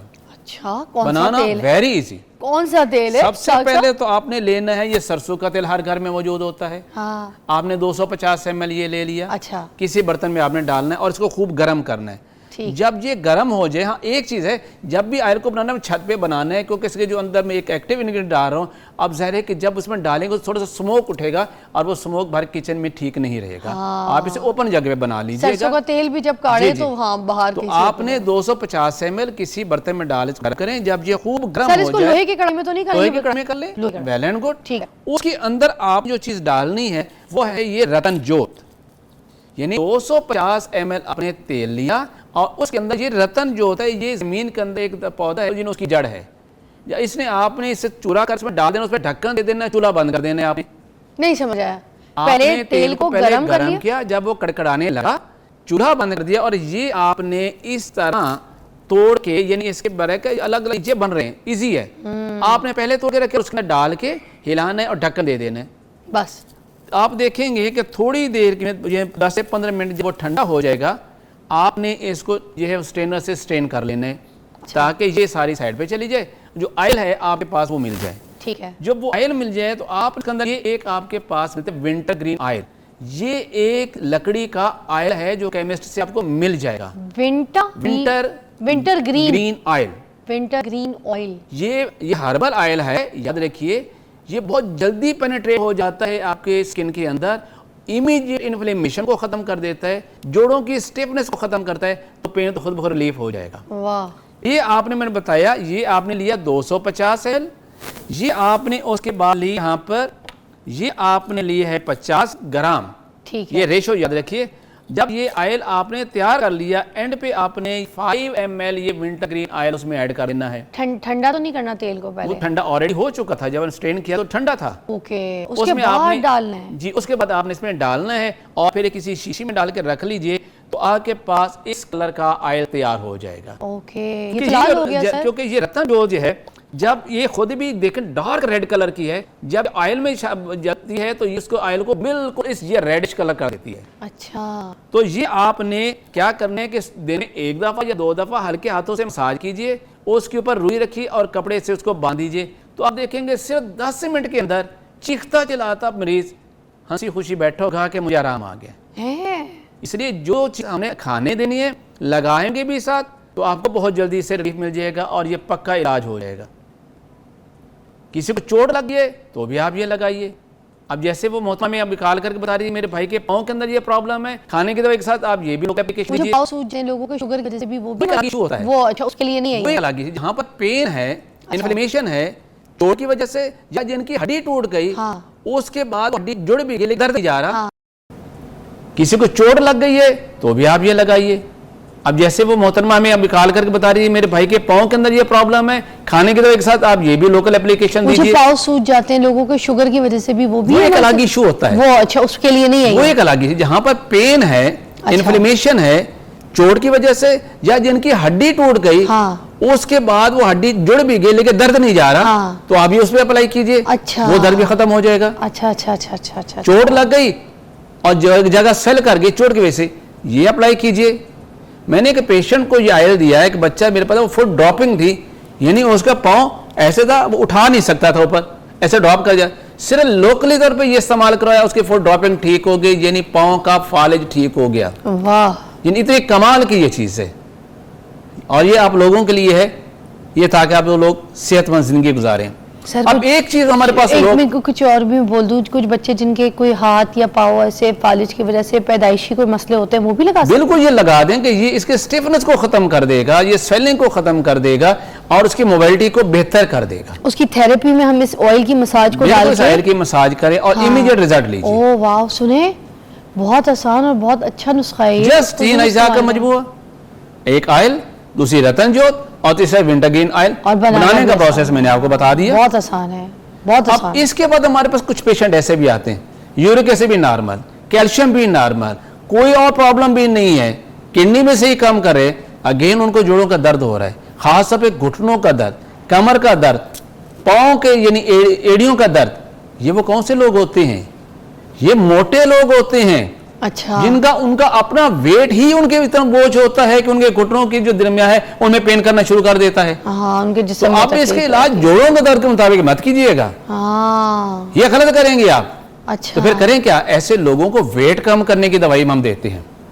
जैसे वेट कम होता है जोड़ों का दर्द हमेशा के लिए ठीक हो जाता है। वो बेचारे पेन किलर सारी जिंदगी खा रहे होते हैं और मैदा खराब कर रहे होते अच्छा, हैं। तो मोटे लोगों को जोड़ों के दर्द की दवा नहीं देनी है, उनको पहले मोटापे की दवा देनी है मोटापे कि की पहले दवाई मोटापा देंगे, कम जब- करो तो जोड़ों का दर्द खुद ही ठीक हो जाएगा। खुद ठीक हो क्योंकि जाएगा। घुटनों पे पाँव पे उनके अपने वजन का जो है ना वो उनका अपनी ओवर अजाब है। इतना ज्यादा है कि वो उसको उसके इतना दबाव डाल रहा है कि उनकी हड्डियों का गैप कम होता जा रहा है। हाँ, तो ऐसे लोगों ने क्या करना है, आपने ये चीज है तुम्मा, ये पंसारी से मिल जाएगा, ये ठीक है जी। आपने ये लेना है। दूसरे नंबर पर आपने ये लेना है इसके राई, ये सरसों की किस्म होती है। ये जो राई कलौंजी वाली है ये वो ये राई है? है, ये कलौंजी अलग चीज होती है, ये राई है। अच्छा, ये नहीं सरसों की ये उससे ज्यादा ये जो हम अचार में डालते हैं ना, जी, राई अचार में डालते ओके हैं।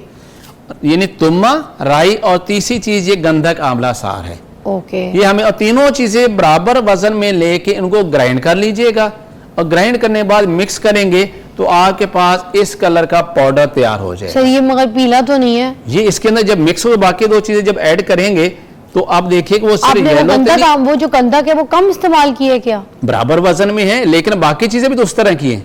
जब मिक्स अच्छा। करेंगे तो उसका कलर ये नहीं, इसलिए मैं सामने ला रहा हूं ताकि पता चल जाए कि ये चीज किस कलर में और कैसे तैयार सर होती है। इसका क्या टेस्ट है और इसको कैसे खाना है, इसको इसको भी बिल्कुल करवाएं। कैप्सूल फॉर्म में खाना है जी। ये बिटर है, कड़वा है, बहुत ज्यादा तुम्मे की वजह से। तो तो हम ऐसे खा ही नहीं सकता 1000 mg का कैप्सूल भरेंगे, हाँ, तो एक कैप्सूल आपने सुबह दोपहर शाम खाना है। मैं अभी ऐसे नहीं चख सकती। नहीं चख सकते इतना क्योंकि कड़वा बहुत होता है? कड़वा है, क्योंकि ये इसके अंदर तुम्मा है, तुम्मा बहुत ज्यादा कड़वा है। इसका कैप्सूल फॉर्म में देंगे हम। सर ऐसे हल्का सा टेस्ट करूं, अगर कोई खा ले कड़वी कड़वी चीज में तो बहुत ही कड़वी है क्या? कड़वी तो है, ऐसी हल्का सा तो देखो ना। ले लें आप। कड़वा है, हाय हाय हाय, अच्छा इतना ज्यादा ये नहीं कोई खा सकता। ये कैप्सूल फॉर्म में देना है। कैप्सूल ही, हाँ हाय अगर हाय कहीं तो हाय। कैप्सूल मेरे पास सेम है, उसमें फिल करके आपको बता देता हूँ। कैप्सूल पड़े हैं आपके हाँ, पास? मेरे बैग में पड़े। ये बेटा कैप्सूल निकाल के देना बेटा बैग यहाँ से निकालें। कड़वा, बहुत ये बैग कड़वा, मेरे पास बिल्कुल ही ले आई गलती से भी नहीं चखिएगा ये बेटा वाकई। मेरे पास इसको ही। कैप्सूल फॉर्म में खाना है। अच्छा, अब इसको कैप्सूल में भर के फिर किस तरीके से खाना जी, है? मैं आपको बता देता हूँ इसको। टू कड़वा बनाए तो उसको चखे भी ना। ये है 1000 mg का कैप्सूल, जिसे हम 00 कैप्सूल कहते हैं जी। ये खाली कैप्सूल हमें कहाँ से मिल जाएगा? ये मिले किसी भी केमिस्ट के ये दुकान से मिल जाता है, मेडिकल स्टोर से भी मिल जाता अच्छा है। ठीक है, फिर इसके अंदर हम इसको आपने इसे कंटेनर में ऐसे डाला। ये भरने का स्टाइल भी चेक कर लें, जैसे आप लोग बोलते हैं वैसे नहीं है। आपने इसके देखें कैप को ऐसे खोल और देखिए, आपने सिर्फ इस तरह आपने पुश करना है, ये जैसे मैं कर रहा हूं, ये कि ये पुश किया, अच्छी तरह दबाया तो आप देखें कि ये कैप्सूल भर गया। ठीक है, और आपने ये कैप्सूल का कैप इसके ऊपर इस तरह करके आपने इसको लगा दिया। ठीक है। अब आप it is ready to use. अच्छा, ये जो इसको टाइट तो नहीं करना बंद करके दोबारा? नहीं, इट्स ओके, सही है। बस बस। अच्छा, अब मुझे- आप इसे पानी से ले सकते हैं, अब कड़वा भी नहीं है सर ये मेरे हलक से गुजर जाएगा, बड़ा नहीं है? जी। इसकी डोज इसी कितनी है? हाँ। अगर तो हम लोग छोटे कैप्सूल में भी ले सकते हैं तो कि फिर दो वो 2 कैप्सूल लेने पड़ेंगे। वो लेनी? ये अब अटकेगा तो नहीं मिलेगा? नेवर नेवर, अच्छा, बिल्कुल ऐसे, मुश्किल है। ये डिजॉल्व हो जाता है ना ऊपर? बिल्कुल ऐसे ही।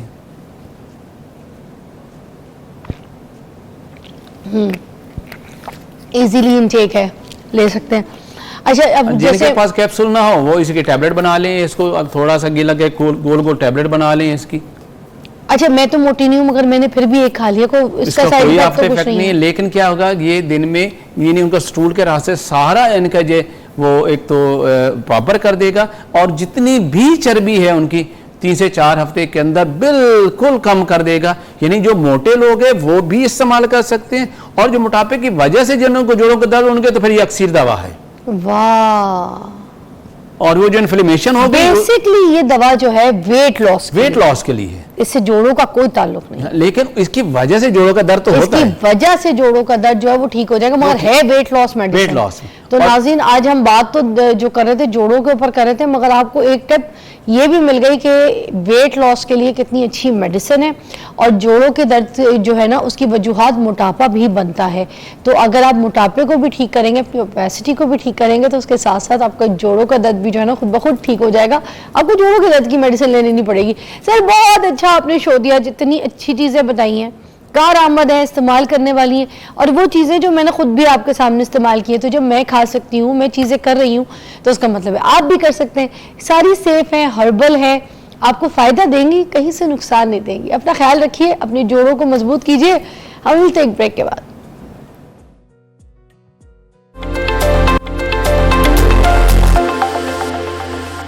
Welcome back, you watching morning with Fiza. नाजरीन, अभी हम जो बात करेंगे वो है मौसम के ऊपर। जो बारिशों का जो स्पेल है पाकिस्तान के अंदर वो एंटर हो रहे हैं, ठीक है, और पंजाब के अंदर भी जौन सा जो वार्निंग वगैरह दी गई है मौसम के हवाले से कि बहुत शदीद बारिशें जो हैं वो होंगी। और बारिशों में जो आपको देखा है कि एक जो सबसे इम्पॉर्टेंट प्रॉब्लम देखने को मिलती है वो है सैलाब का ख़तरा, ठीक है। उसमें नहरों के जो बंद हैं वो भी टूट जाते हैं, ठीक है, बड़े नुकसानात होते हैं उसमें, फसलें जो हैं, खेतें जो हैं वो बर्बाद हो जाती हैं, लोगों की जो आबादियाँ हैं उसमें पानी घुस जाता है, ठीक है। और दूसरा ये होता है कि जो ज़्यादा बारिशें होने की वजह से जो छतें होती हैं ना घरों की, वो गिरना शुरू हो जाती हैं, दीवारें गिर जाती हैं। अब उसमें होता ये है कि लोगों को करंट कितने लगते हैं, आपने देखा है, कोई खंभों से बाहर ऐसे देखे आप, उनको करंट लगा हुआ होता है, ठीक है। किसी को घर के अंदर ही इलेक्ट्रिक शॉर्ट ऐसे लग जाता है क्योंकि बारिश की वजह से जो है ना दीवारें घिरी होती हैं। अब ये पूरा का पूरा एक डिज़ास्टर होता है, ठीक है। इस डिज़ास्टर को मैनेज करने के लिए जौन सा है ना, हमारे पास एक पंजाब डिज़ास्टर अथॉरिटी के डीडी जो है हमारे साथ मौजूद है, इरफान अली काठिया साहब हैं। उनसे हम बात करेंगे ताकि ये सारा जो डिज़ास्टर है इनसे किस तरीके से बच सकते हैं, किस तरीके से हमने और क्या प्रिकॉशंस करनी है, गवर्नमेंट लेवल पे क्या करना है, इसके ऊपर बात करेंगे। अस्सलाम वालेकुम इरफान साहब।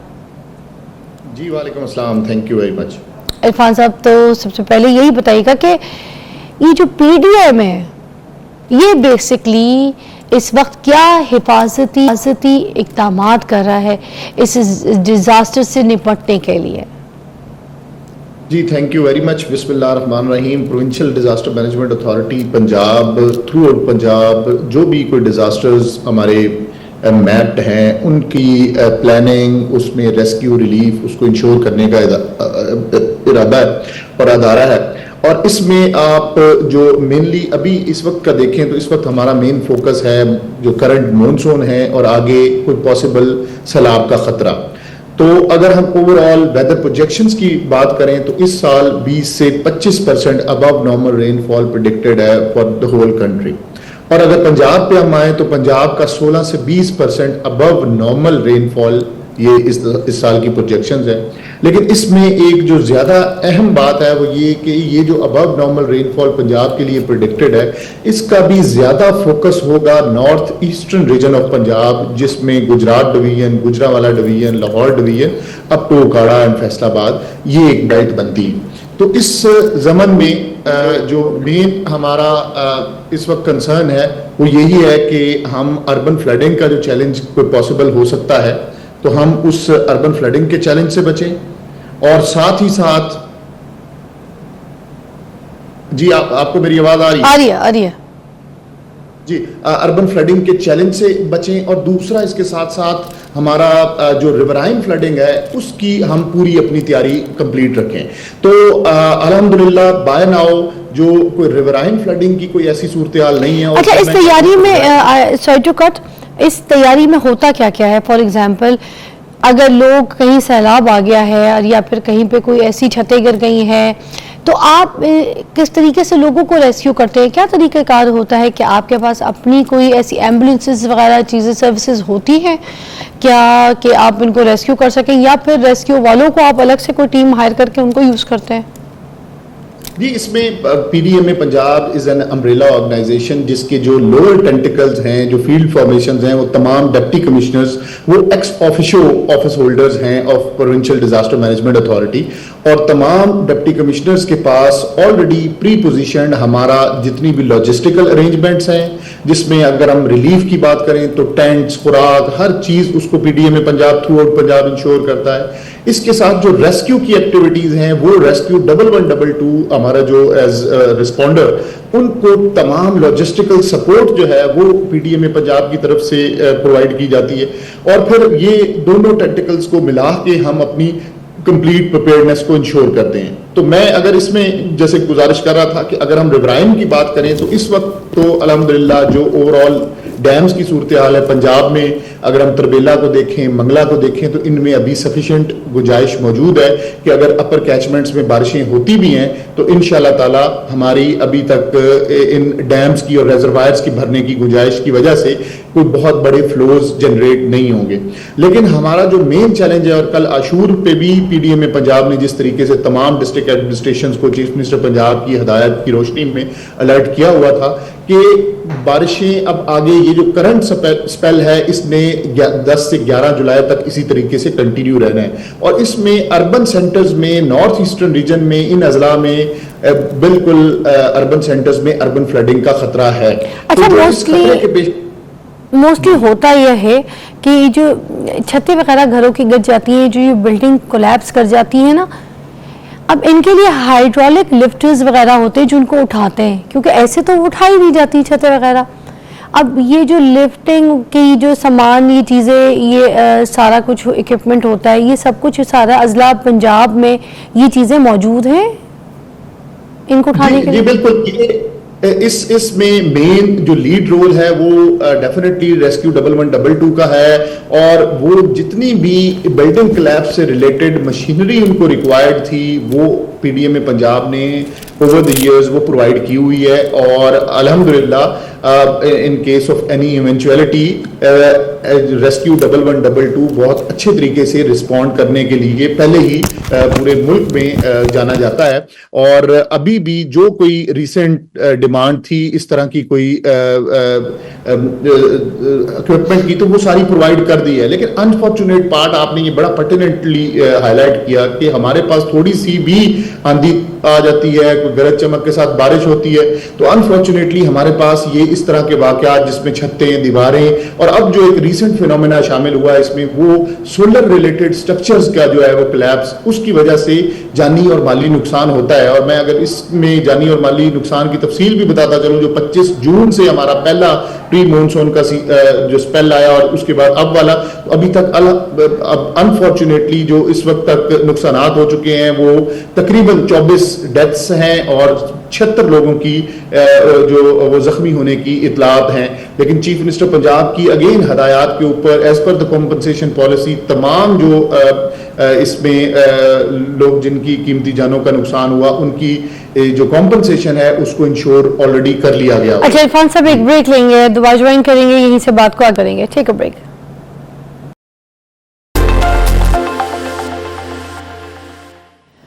जी, इरफान साहब हमारे साथ मौजूद हैं। डिज़ास्टर्स के हवाले से बात कर रहे हैं हम, जो बारिशों के हवाले से जो डिज़ास्टर होते हैं।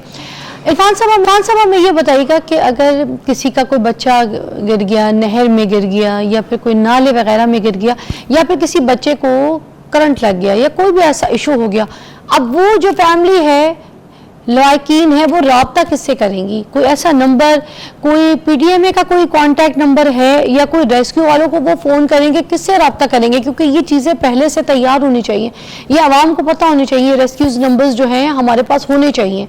प्लीज़ बताइएगा।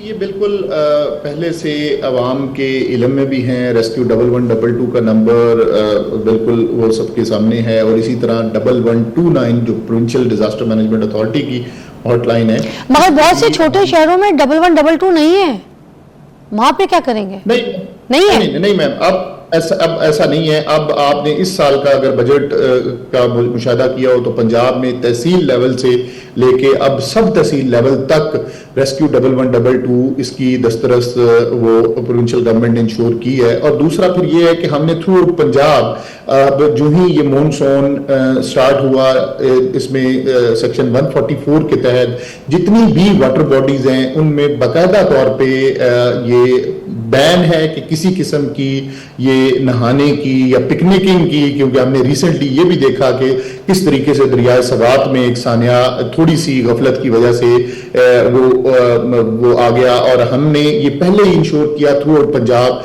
कि ना सिर्फ ऐसी क्रिटिकल जगहों के ऊपर रेस्क्यू 1122 के और लोकल जो डिस्ट्रिक्ट गवर्नमेंट है उसके रिस्पॉन्डर्स और उसका जो जरूरी मशीनरी है उसको हम इंश्योर करें। सर मगर ये वैसे डिजास्टर आते तो हर साल है ना, आपको पता है बारिशों की वजह से, क्लाइमेट चेंज की वजह से, ग्लोबल वार्मिंग की वजह से, इन सब चीज़ों की वजह से ये चेंजेस तो आते हैं हर साल, मगर हम हर साल जो है ना पीछे रह जाते हैं, हम ये चीज़ें इकदामात हम नहीं करते। तो इस दफ़ा क्या गारंटी है कि ये सब कुछ अब बेहतर हो गया है, सब कुछ रेस्क्यू टीम्स जो है वो वहाँ पे मौजूद होंगी हर इलाके में, हर रूरल एरियाज़ में, अब कोई ऐसे इश्यूज़ नहीं होंगे, हमारी रेस्क्यू जो है टीम अलर्ट होगी, सारे इंतज़ामिया के पास ये सामान होंगे, चाहे बोट वाले हों, चाहे दीवार अगर गिर गई है, कोई बिल्डिंग गिर गई है, कोई घर गिर गया है तो उसको उठाने के लिए बड़ी बड़ी मशीनरीज चीज़ें, ये सारा कुछ अवेलेबल होगा, फ़ोन रिसीविंग होगी, अप्लाई होगा, आपको जवाब दिया जाएगा, ये सब कुछ है अब प्रॉपर? जी बिल्कुल, ये हर चीज इंश्योर्ड है और यही वजह है कि पिछले 2 दिन से कोहे सलमान पे और डीजी खान राजनपुर के जो हिल टॉरेंट्स हैं उनमें बड़े हाईएस्ट फ्लोज हैं, जिसमें 70 से 80 हज़ार क्यूसेक्स पानी भी वहां से गुजर है। लेकिन अल्हम्दुलिल्लाह इस तमाम फ्लैश फ्लडिंग के बावजूद, क्योंकि वहां प्री पोजिशनिंग थी रेस्क्यू 1122 की, बाकी जो रेस्क्यू एंड रिलीफ एक्टिविटीज हैं उनको इंश्योर किया हुआ था। सर स्लाइडिंग्स भी बहुत होती हैं, आपको पता है ये हिल एरियाज में अगर आप चले जाएं, मरी तक के इलाकों में, नथिया गली में, वहां पे भी स्लाइडिंग्स बहुत होती हैं, तो उसकी वजह से भी जो स्याह आते हैं, ठीक है, लैंड स्लाइडिंग में उसमें गाड़ियां जो है वो तबाह हो जाती हैं, वो गिर जाती हैं, लैंड स्लाइडिंगों पे लोग खड़े हुए होते हैं वो कुचल जाते हैं, काफ़ी फैमिलीज तबाह हो जाती हैं, कुछ लोगों के घर बर्बाद हो जाते हैं जो रिहाइश पजीर लोग होते हैं, तो उधर भी इस तरीके की भी रेस्क्यू टीम्स चीज़ें सब कुछ मुयस्सर है अब? जी बिल्कुल, हर डिस्ट्रिक्ट में रेस्क्यू का कंप्लीट जो वो सेटअप है वो मौजूद है और दे आर फुली इक्विप्ड। अब ज्यादा बारिश की सूरत में और मौसम की वजह से बिल्कुल लैंडस्लाइड्स के इश्यूज मरी में रिपोर्ट होते हैं और वहां पे जो घरों की कॉम्पनसेशंस हैं उनको भी इंश्योर, लास्ट ईयर की भी मैं अगर बात करूं तो वो इंश्योर किया जाता है और वहां पे रिक्वायर्ड मशीनरी अवेलेबल है। अच्छा, ये जो गटर नाले खुले होते हैं जहाँ पे बच्चे गिर जाते हैं, रिक्शे से उतरे फैमिली गिर जाती है, उन सब चीज़ों की भी अब इकदामात जो है वो ड्रेन होल्स, गटर बंद करने के ढक्कन, प्रॉपर उनकी चीज़ों का अब सब कुछ किया गया है, ये सारा कुछ भी अब सारा इसके ऊपर इंतजामिया ने इस पर भी काम किया है? जी बिल्कुल किया है। ठीक है। अच्छा अब ये बताइएगा, ये जो PDMN है इसमें कितनी कोई बिल्डिंग्स वगैरह है जो उन्होंने मार्क की हैं जो कि पुरानी हो चुकी है, या फिर उनको अब आप कुछ ऐसे कोई दिन दे रहे हैं कि इस पे थोड़ा काम कर लें, ठीक कर लें, कोई आप ऐसी वार्निंग्स दे रहे हैं? अच्छा मैम, इसका एक ना डैशबोर्ड है पंजाब में और जिस पे तकरीबन 9,500 बिल्डिंग्स लगभग थ्रू आउट पंजाब ऐसी हैं जो जिनको हम डेंजरस बिल्डिंग के जुमरे में ला सकते हैं और इसमें पब्लिक और प्राइवेट सेक्टर दोनों की बिल्डिंग्स हैं। और लेकिन अब इस पहलू को थोड़ा समझने की जरूरत है कि इसमें वो बिल्डिंग भी है जो बिल्कुल फॉर एग्जांपल बहावल नगर के दूर अफ्तादा एरिया में किसी ने अपने जानवरों के या अपने लिए कोई ऐसी चीज बनाई लेकिन उसकी छत को जो प्रॉपरली वो इंश्योर नहीं किया, उसकी सेफ्टी को इंश्योर नहीं किया।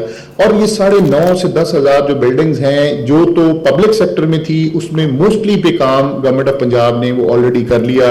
उनकी जहां पे कोई मुरम्मत की जरूरत थी, कहीं पे अगर उनकी डिमोलिश करने की जरूरत थी तो डिमोलिश कर दिया गया।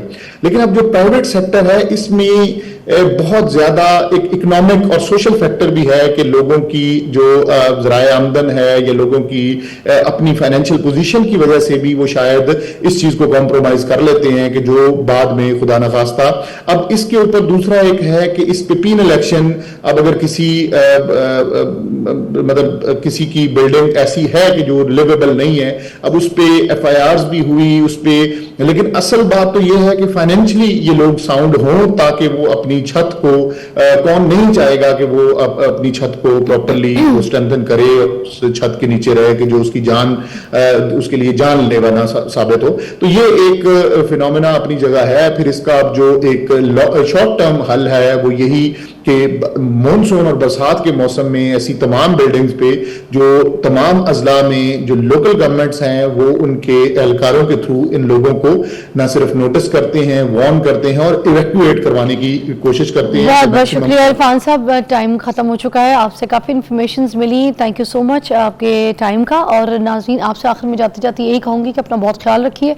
आपको पता है कि ये बारिशों का मौसम है, आपके छोटे छोटे बच्चे हैं, आपकी जो दीवारें जब गीली हो जाती हैं तो शॉर्ट सर्किट्स होते हैं, करंट्स लग सकते हैं किसी किस्म के। अपने स्विचिंग्स को सेव करें, अपनी दीवारों को सेव करें, घर से बाहर निकले तो खंभों के करीब इर्द गिर्द बच्चों को लेके ना गुजरें, ठीक है। बहुत सारी ऐसी चीज़ों की एहतियात खुद करनी, आंखें खोल के अपना ख्याल रखें। कल मिलते हैं।